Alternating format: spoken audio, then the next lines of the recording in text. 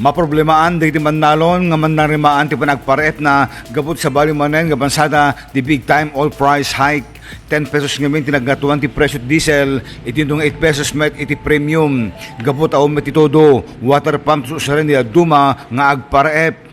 Adun nga bunobon ken kairep ti matiktikagan gabot ti epekto ti El Nino. Iti agdama, ikakarigatan niya dumang agpareep, usar ti water pump, ure nang ngina ti presyo ti petrolyo. Gabot retoy, binagaan ti City Agriculture Office, di manalong agaramat pa lang ti direct seeding, tapos makatipid iti paggastusan. Ken numabalin, ipospon pa lang ti agpareep, nulagit di sampang matangkinan, di iti bunobon. Iti agdama, 20% pa lang tinakareep, iti syurad tilawag. Idol, Dennis Alipio, Tatak, IFM.